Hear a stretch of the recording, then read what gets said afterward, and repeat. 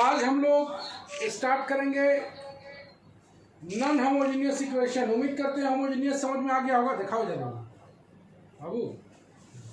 उम्मीद करते हैं आज हम लोग नॉन होमोजीनियस देखेंगे। नॉन होमोजीनियस में जो फंडामेंटल है वो चीज़ को गौर से देखें हम लोग। अगर इधर सामने रखो इसे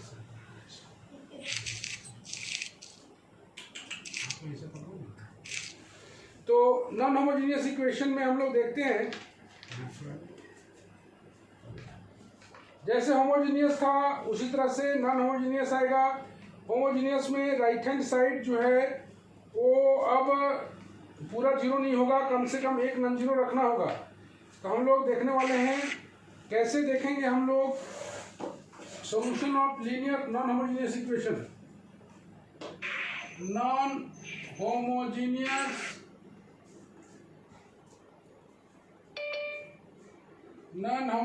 इक्वेशन नॉन होमोजीनियस इक्वेशन। इसको जो है सबसे पहले हम लोग इसका फॉर्म देख लेते हैं। लेट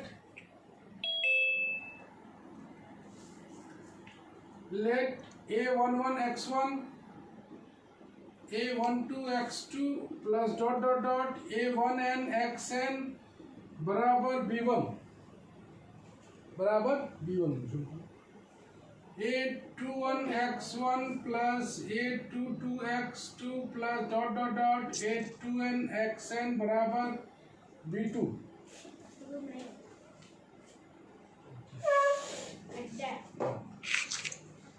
उसके बाद डॉट डॉट डॉट करके हम लोग आगे चलते हैं।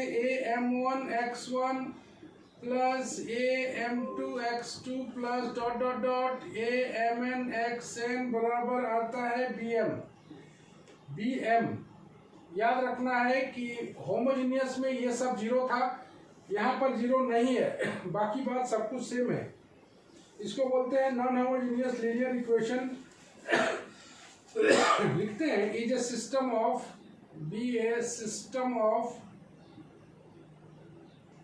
system of m non-homogeneous equation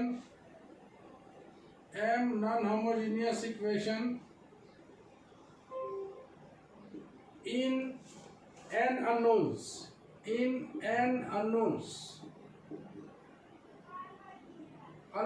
मतलब x1 x2 से लेके xn तक। तब इसको हम लोग वी कैन राइट इट। याद रखना है total number of equation m है और अननोन्स n है। और तब इसको अगर हम लोग लिखें इफ वी राइट a बराबर a11 a12 dot dot dot a1n a21 a22 dot dot dot a2n dot dot dot am1 am2 dot dot dot amn। ये है m क्रॉस n। x जो आएगा वो आएगा x1 x2 से लेके xn तक और इसका ऑर्डर n क्रॉस 1। और ऑब्वियसली तुम जान रहे हो b एक मैट्रिक्स होगा जो b1 b2 से लेके bm तक जाएगा, इसका ऑर्डर हो जाएगा m क्रॉस 1। तो इसका जो सिंगल मैट्रिक्स इक्वेशन होगा सब कुछ सेम चल रहा है, सिर्फ वहाँ पर ax बराबर 0 था, यहाँ पर ax बराबर b है। a को x से गुना करेंगे तो वो b के बराबर आएगा, a को x से गुना करेंगे तो वो b के बराबर आएगा।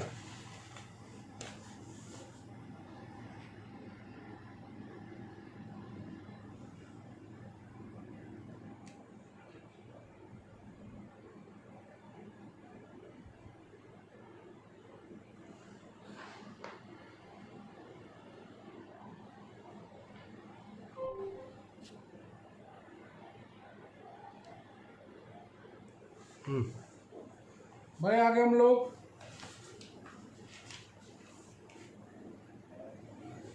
ax बराबर भी आएगा। इसके बाद जो आता है एक नया मैट्रिक्स आता है, द मैट्रिक्स बोलेंगे उसको हम लोग ए बी, ऐसे ए बी थोड़ा सेपरेट करके और यहाँ पर दोनों मिला के लिखेंगे A11 A12 dot dot dot A1n, यहाँ पर लिखेंगे B1, फिर लिखेंगे A21 A22 dot dot dot A2n ये B2 dot dot dot AM1 AM2 dot dot dot AMN, यहाँ पर लिखेंगे BM। इसको बोलते हैं हम लोग एगुमेंटेड मैट्रिक्स, AUGMENTED, एगुमेंटेड मैट्रिक्स। तो यहाँ पर दो चीज का मतलब निकलता है, एक निकलता है कोफिशिएंट मैट्रिक्स का, एक निकलता है एगुमेंटेड मैट्रिक्स। तो ए को कहते हैं हम लोग coefficient matrix, all you know coefficient matrix, और ए बी को बोलते हैं हम लोग एगुमेंटेड मैट्रिक्स। तो इसी दोनों से हम लोग काम करेंगे। तो सबसे पहले ये तुम देखो, इसको बोलते हैं M cross N non homogeneous equation. Non homogeneous equation में कम से कम एक BI नॉन जीरो होना चाहिए। System of M non homogeneous equation in N unknowns, AX भी दिया हुआ है, AX बराबर भी सिंगल मैट्रिक्स इक्वेशन होता है, इसको बोलते हैं सिंगल मैट्रिक्स इक्वेशन। और मैट्रिक्स AB को बोलते हैं एगुमेंटेड मैट्रिक्स, यहाँ पर A रख देना है और थोड़ा सा सेपरेशन करके B लगा देना है, तो इसको बोलते हैं हम लोग एगुमेंटेड मैट्रिक्स।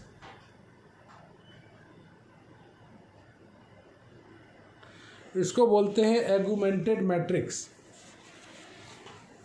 अब हम लोग सीखेंगे नेक्स्ट पेज में कैसे इसका हम लोग सॉल्यूशन निकालते हैं।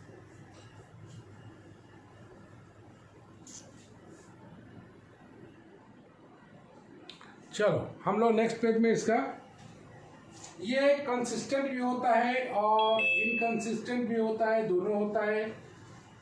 कंसिस्टेंट भी होता है और इनकंसिस्टेंट भी होता है, मतलब इसका सॉल्यूशन नहीं भी निकलता है। तो इसका जो सॉल्यूशन का लिए हम लोग लिखेंगे pattern, working rule,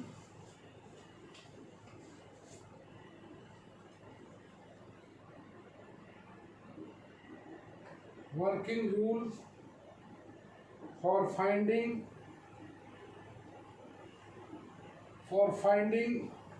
solution of the equation AX बराबर B। इसका वर्किंग रूल हम लोग देखते हैं। सबसे पहले सपोज, सबको ठीक दिख रहा है? देखो तो प्रभात, सब दिख रहा है। Okay, suppose the coefficient matrix है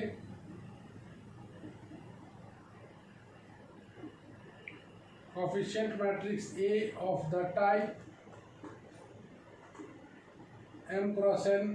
याद रखना है इसमें A और AB दो मैट्रिक्स है, that is we had M equation in n unknown, मतलब अगर m क्रॉस n है तो m को बोलते हैं नंबर ऑफ इक्वेशन, n को बोलते हैं number of unknown. Firstly write the augmented matrix AB। सबसे पहले हम लोग एगुमेंटेड मैट्रिक्स AB को लिखेंगे और इस AB को and reduce it into echelon form,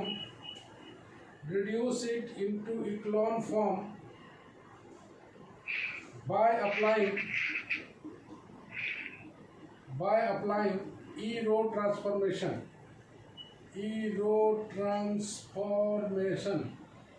ठीक है, AB को एगुमेंटेड मैट्रिक्स AB लिख लेंगे और उसको हम लोग रिड्यूस करेंगे इक्लॉन फॉर्म में by using E-row transformation. This echelon form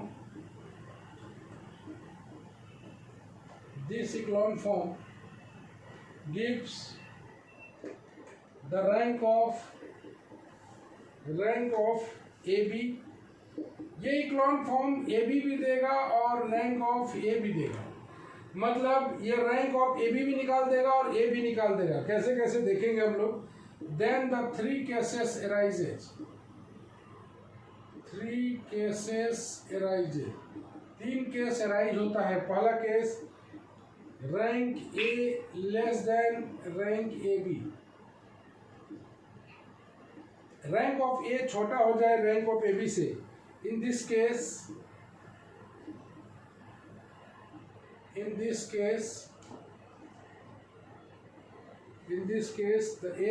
the equation ax बराबर b are inconsistent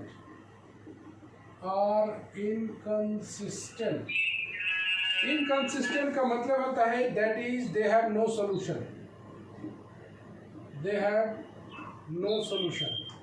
अगर रैंक ए छोटा हो जाए रैंक ए बी से, सबसे पहले अगर हमें नॉन होमोजेनियस को सॉल्व करना है तो सबसे पहले हम लोग एगुमेंटेड मैट्रिक्स ए बी लिख लेंगे।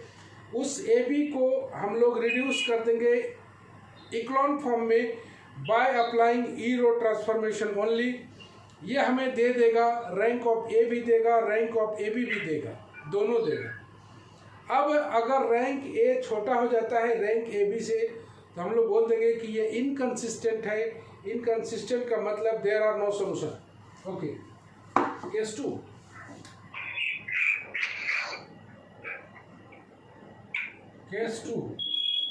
अगर इफ रैंक ए बराबर रैंक ए बी आ जाए, रैंक ए बराबर ए बी आ जाए, बराबर मान लिया जाए ये आर है। इन this case the equation ax बराबर b are consistent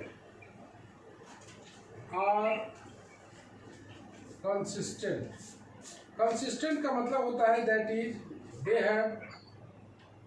have solution exist, मतलब इसका सॉल्यूशन होगा। अब ये सॉल्यूशन यूनिक भी हो सकता है, इनफिनाइट भी हो सकता है। अब जो सॉल्यूशन निकलेगा ये दो टाइप का होगा, एक होगा यूनिक सॉल्यूशन और एक होगा इनफाइनाइट मैनी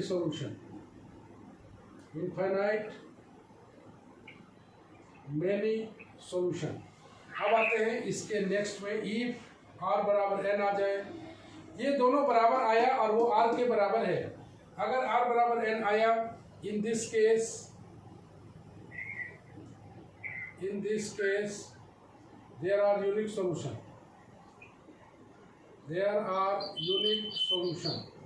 unique solution आएगा। and if r less than n आया, in this case there are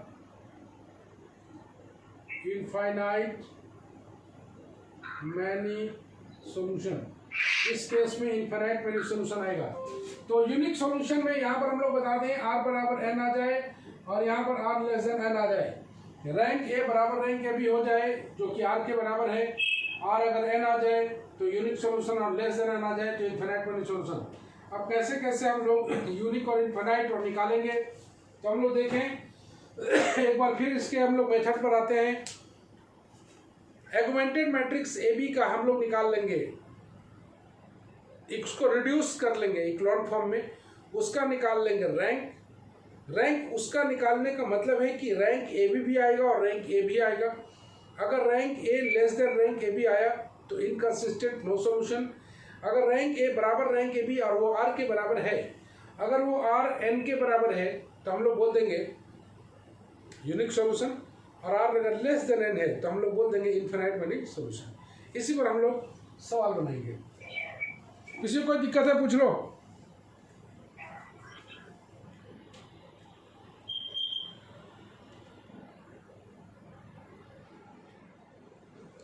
किसी कोई डाउट है तो पूछ सकते हो।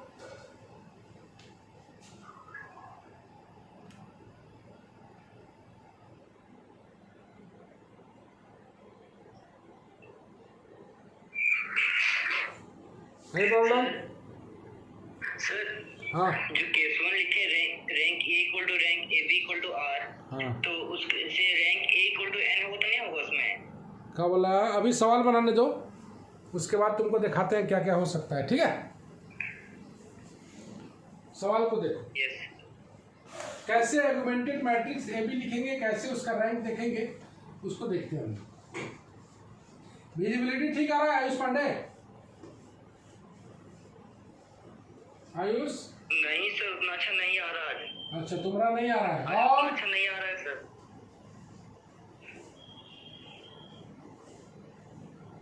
प्रभात का क्या बोलते हैं, प्रभात तुम्हारा विजिबिलिटी?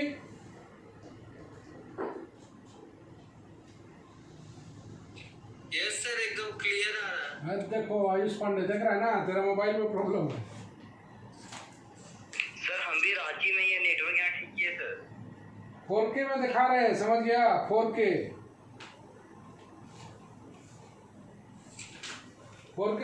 रेजोल्यूशन में चल रहा है। शो दैट द इक्वेशन, सवाल चल रहा है हम लोग, equations x plus y plus z बराबर -3, 3x प्लस वाई -2z बराबर -2, 2x plus 4y plus 7z बराबर 7 are not consistent. Not consistent का मतलब दैट इज इनकंसिस्टेंट। तो चलो हम लोग कैसे निकालते हैं देखते हैं। सबसे पहले इस इक्वेशन को हम लोग इस तरह से फॉर्म में लिख लें, ऐसे करके लाइन बना लें। सॉल्यूशन में आते हैं। The equations x plus y plus z बराबर -3, 3x प्लस वाई -2z बराबर -2, 2x plus 4y plus 7z बराबर 7। जरा देखें इक्वेशन को एक बार मिला लें, यही तो है। आइए सबसे पहले it is a system of non homogeneous equation, system of non homogeneous equation. Non homogeneous equation है, चूंकि ये bi नॉन जीरो है, it can be written as, it can be written as ax बराबर b, ऐसे करके लिख देना है। a का मतलब 1 1 1, 3 1 -2, 2 4 7, x का मतलब x y z, यही अननोन्स कहलाता है, और b का मतलब हो गया -3 -2 7। इसको लिख लिया। now the augmented matrix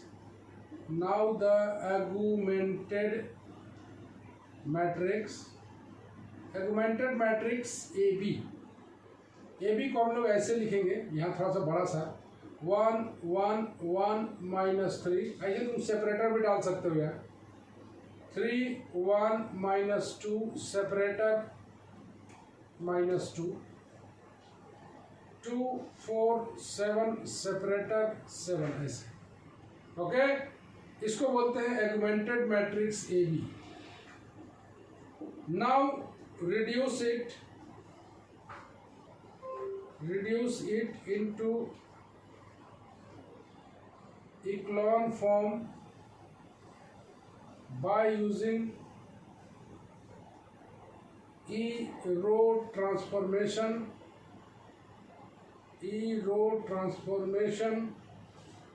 only। Echelon form में रिड्यूस करेंगे इसे by using E row transformation.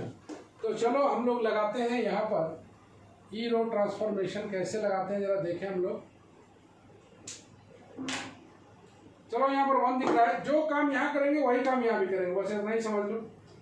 इतना दूर के लिए ए हो गया और इतना दूर के लिए ए बी हो गया।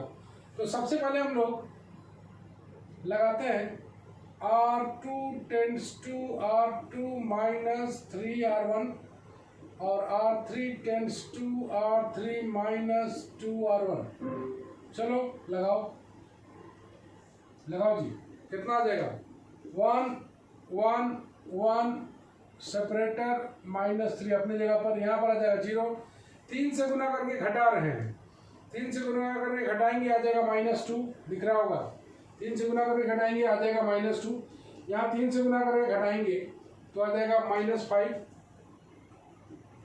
3 से गुना करो -3 यहाँ से आएगा तो -5। यहाँ पर 3 से गुना करके घटा रहे हैं तो +7 आ जाएगा। हम देख पा रहे हो यहाँ पर ऐसे देखो -2 -3 इंटू -3, 9 में से 2 गया 7। ओके, इसमें 2 से गुना करके घटा रहे हैं तो ये आ जाएगा 0। इसमें 2 से गुना करके घटा रहे हैं तो ये आ जाएगा 2। इसमें 2 से गुना करके घटा रहे हैं तो ये आ जाएगा 5। और इसमें 2 से गुना करके घटा रहे हैं तो आ जाएगा, घटा रहे हैं ये आ जाएगा 7 -2 -3, 1 आ जाएगा। नहीं, हाँ ठीक है, नहीं 7 से 13 आ जाएगा। 2 से गुना करके घटा रहे हैं, 2 से गुना करके, ठीक है, यह आ गया। अब यहाँ पर हम लोग इसको क्या करते हैं, जोड़ देते हैं, तुमको दिखाई दे रहा होगा। R3 tends to R3 plus R2।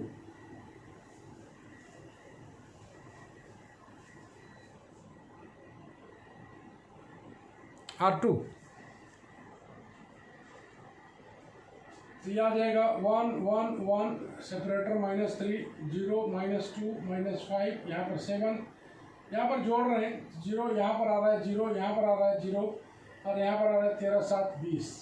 Okay, it is in echelon form, it is in echelon form. Echelon form में है ये, तुम देख रहे हो 0 का संख्या डिक्रीजिंग है। अगर ये इक्लॉन फॉर्म में है तो अगर इसको कंसीडर करते हैं तो रैंक ए देगा, और इसको कंसीडर कर देता है तो रैंक ए भी देगा। तो रो ए मतलब रैंक ऑफ ए कितना आ गया, तुम देखो 2, रैंक ए कितना आ गया 2, और रैंक ए भी जो आ गया वो आ गया, देखो 3 नॉन जीरो रो है, इसको भी इंक्लूड कर दे रहे हैं, ये भी इक्लॉन फॉर्म है 3। तो रो ए देखते हैं कि लेस देन रो ए भी है, hence in this case the system of equation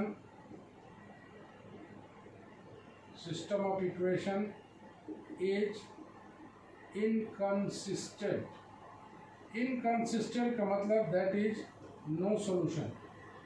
पूछो जी, क्वेश्चन जो पूछना पूछ सकते हो, क्वेश्चन पूछ सकते हो। Rank of A equal to 2 किसे लिखे सर? बहुत अच्छा, रैंक ऑफ ए मतलब इन तीनों को कंसीडर करें तो रैंक ए, और इस चारों को कंसीडर करें तो रैंक ए बी। इसको अगर कंसीडर कर रहे हैं तो नंबर ऑफ नॉन जीरो रो कितना है, देखो 2 सर। तो 2 है तो रैंक 2 है। ए बी में ये भी कंसीडर होगा, तो यहाँ पर नंबर ऑफ नॉन जीरो रो कितना है, 3 सर। तो रो ए बराबर रो ए बी बराबर 3 आ गया। ये छोटा हो गया, छोटा आ गया मतलब इनकंसिस्टेंट होगा, that is no solution. Okay,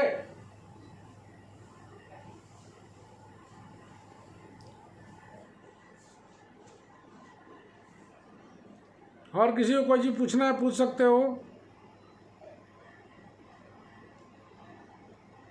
आकांक्षा,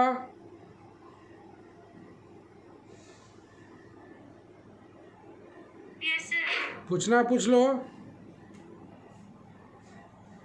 सब ठीक है? नहीं सर। चलो नेहा गुरुंग। Yes sir. नेहा समझ गए सर। ओके, और सजाद? सर समझ में आ गया। चलो बहुत बढ़िया है। प्रभात?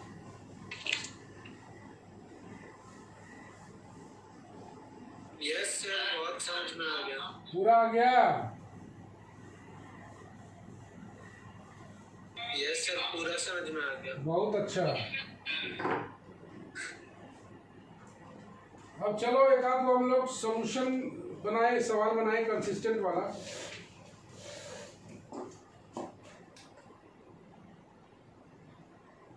Solve so that the equation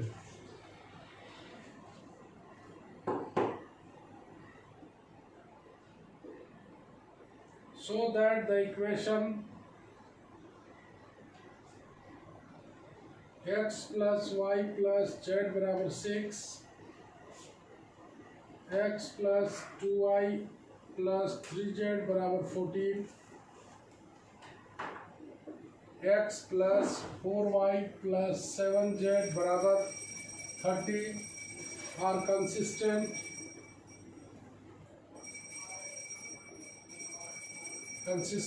and solve them.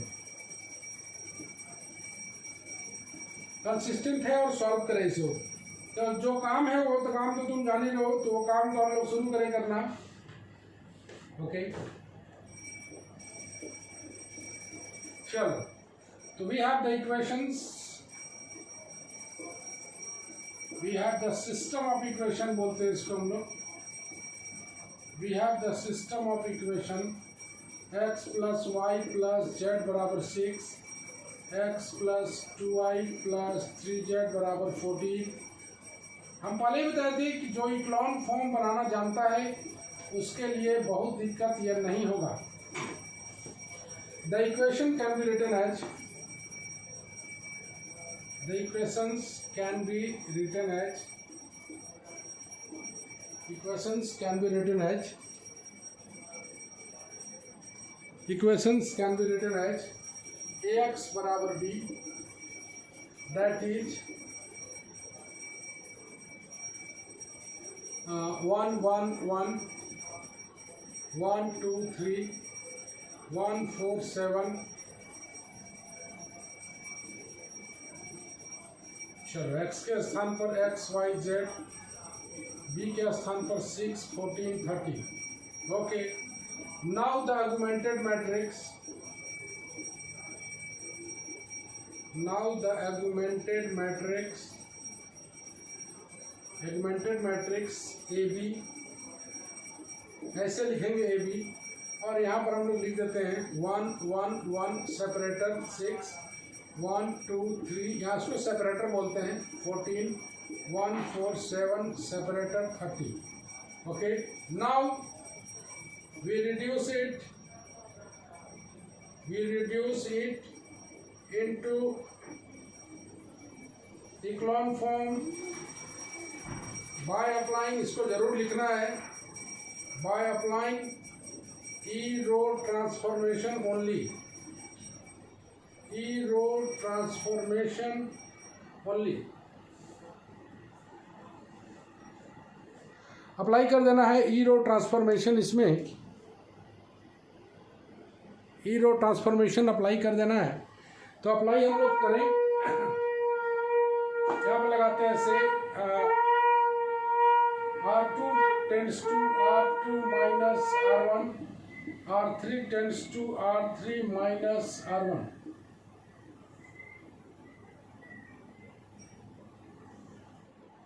यहाँ पर 1 1 1 सेपरेटर 6 0, इसमें हटा रहे सीधे 1, इसमें सदा रहे घिटे 2, इसमें सीधे माइनस कर रहे हैं हम लोग, या 14 में 6 या 8। ओके, इसमें से सीधे माइनस कर रहे हैं, इसमें सीधे माइनस कर रहे हैं, इसमें सीधे माइनस कर रहे हैं, और इसमें सीधे 600 माइनस करेंगे, आ जाएगा 24।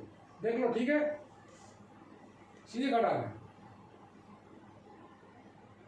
ओके, अब इस 1 से इसको कर दें, R3 tends to R3 minus 3R2। आइए 1 1 1 6 0 1 2 8 0, इसमें 300 गुना करके घटा रहे हैं, इसमें 300 गुना करके घटा रहे हैं, इसमें 300 गुना करके घटा रहे हैं। Okay, it is in echelon form, it is in echelon form. चलो, बता सकते हैं कोई रैंक ए कितना आएगा? रैंक ए देख रहे हो कितना है? 2। रैंक ए बी कितना है? ये भी 2 दिख रहा है।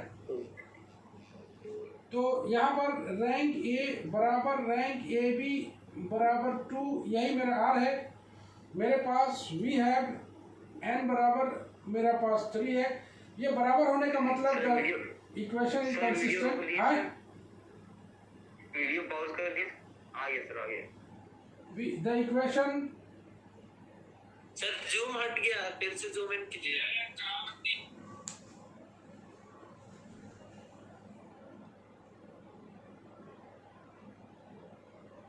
ऐसे भी अपग्रेड का टाइम आने वाला है,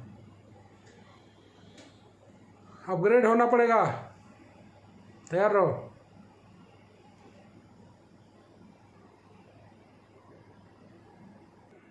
चलो हम लोग आगे बढ़ते हैं थोड़ा सा। वी हैव n बराबर मेरे पास कितना है, देखो 3। तो यहाँ पर हम लोग देखते हैं द इक्वेशन हैज कंसिस्टेंट, ये कंसिस्टेंट है, पक्का है कि अब यूनिक है कि इनफाइनाइट है नहीं पता।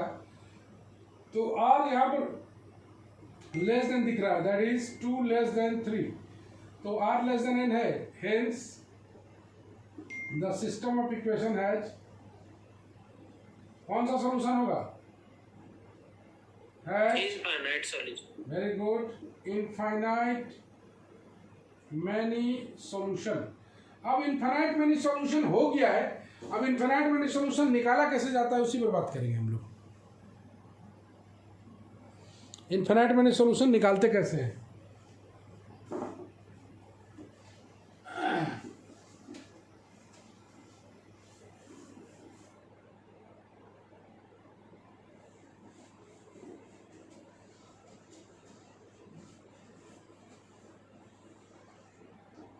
इनफाइनाइट मैनी सॉल्यूशन निकालने के लिए जो हम लोग रिड्यूस कर चुके थे, उस रिड्यूस करने पर हम लोग आगे बढ़े। रिड्यूस हम लोग कहाँ तक किए थे जरा सा देखें, कहाँ तक रिड्यूस किए थे प्रभात, जरा देखना तो।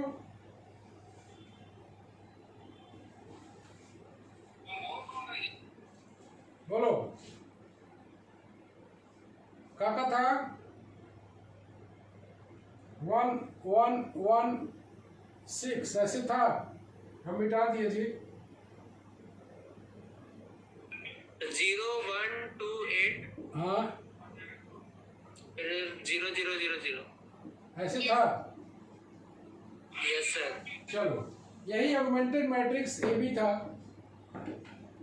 अब इसको हम लोग कैसे इनफाइनाइट मैनी सॉल्यूशन निकालते हैं, इसको वापस हम लोग ax प्लस बी के रूप में लाएंगे, मतलब 1 1 1 0 1 2 0 0 0, यहाँ पर लगाएंगे हम लोग x y z, यहाँ पर लगाएंगे हम लोग 6 8 0, नो प्रॉब्लम, वापस लिख दिया। अब इसको इक्वेशन बना लेते हैं, x plus y plus z बराबर 6, यहाँ पर आ गया y प्लस 2z, देख रहे हो y प्लस 2z बराबर 8, बस आ गया। वही काम लेट z बराबर c लेंगे, y बराबर 8 माइनस 2c आएगा, x का वैल्यू आ जाएगा 6 माइनस वाई प्लस जेड, मतलब 6 माइनस वाई का वैल्यू 8 माइनस 2c और z का value c, 6 minus 8 minus c, ऐसे ओके। ये आ गया -2 प्लस c, -2 प्लस c मतलब c minus 2। Finally where c is the parameter, c is the parameter, यहाँ पर c क्या है, पैरामीटर है। तो मेरे पास जो सॉल्यूशन आया x y z, ये आ गया c माइनस 2, y के जगह पर 8 माइनस 2c, z के स्थान पर c, दैट इज x बराबर c माइनस 2, y बराबर 8 माइनस 2c, z बराबर c। यहाँ पर c का वैल्यू डालते जाओगे सोल्यूशन मिलते जाएगा, that is infinite many solution, infinite many solution. c का वैल्यू डालो, c का वैल्यू 0 डालोगे, x का वैल्यू आएगा -2, y का वैल्यू आ जाएगा तुम्हारा 8, z का वैल्यू आ जाएगा 0, ये भी सॉल्यूशन है, ये भी सेटिस्फाई करेगा। c बराबर डालोगे 1, x बराबर आएगा -1, y बराबर आ जाएगा 6, c बराबर 1 डाल रहे हैं और z बराबर 1, ये भी सॉल्यूशन होगा। तो सारा इक्वेशन इसी को बोलते हैं हम लोग इनफाइनाइट मैनी सॉल्यूशन, बहुत सारा सॉल्यूशन होगा। तो यही है तुम्हारा नॉन होमोजेनियस का। तो एक बार हम लोग ब्रीफ समरी हो जाए तो सबसे पहले नॉन होमोजेनियस इक्वेशन दिया रहेगा, हम लोग इसको ax बराबर b के फॉर्म में लिख लेंगे। एगुमेंटेड मैट्रिक्स ए बी निकाल लेंगे। एगुमेंटेड मैट्रिक्स ए बी को रिड्यूस कर देंगे इक्लॉन फॉर्म में by applying E row transformation. Apply करने के बाद हमें रिड्यूस करने पर मिलेगा ए का भी रैंक मिलेगा और ए बी का भी रैंक मिलेगा। अगर rank A less than rank A B आया तो no solution, that is inconsistent. और अगर रैंक ए बराबर रैंक ए बी आया और वो बराबर आ गया एन के, तो हम लोग बोलते हैं कंसिस्टेंट है, साथ में यूनिक सोल्यूशन है। और वही आर अगर एन से छोटा आ गया तो बोल देते हैं इनफिनाइट मैनी सोल्यूशन है। इनकंसिस्टेंट में तो कुछ करना है नहीं। इनफिनाइट मैनी सोल्यूशन में कैसे निकालते हैं ये पूरा डिटेल डिस्प्ले कर दिया गया है। और नो यूनिक सोल्यूशन में कुछ नहीं करना है, इसी टाइप का एक्स वाई जेड का यूनिक वैल्यू आ जाएगा। एक्स वाई जेड का यूनिक वैल्यू आ जाएगा। एक्स वाई जेड का यूनिक वैल्यू आ जाएगा।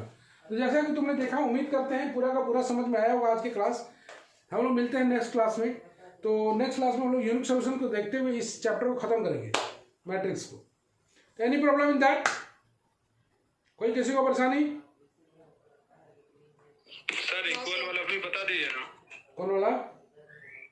ए इक्वल टू ए बी अगर आ गया तो कुछ नहीं करना है, उसमें इसी टाइप से लिखाएगा। गौर से देखो, इसी टाइप का लिखाएगा। तो यहाँ पर कोई डिजिट आ जाएगा, तुम यहाँ पर देख रहे हो ना, 3 इक्वेशन बनेगा। जैसे 2 इक्वेशन है ना, उसमें यहाँ पर कोई नंबर आ जाएगा तो जेड का वैल्यू सीधा वही लिख देना है। बाकी बात यही है, कुछ नहीं है, बस ये 3 इक्वेशन आ जाएगा। जेड का वैल्यू तेरे पास रहेगा, जेड का वैल्यू एक यूनिक वैल्यू रहेगा। जेड का वैल्यू को यहाँ डालोगे तो वाई मिल जाएगा, और वाई और जेड का डालोगे तो एक्स मिल जाएगा। बहुत ही सिंपल है, कोई दिक्कत कहीं नहीं होता उसमें, वो ज्यादा आसान है। ओके, तो चलो आज का हम लोग क्लास यहीं पर समाप्त करते हैं। मिलते हैं फिर एक बार फिर। चलो बाय बाय।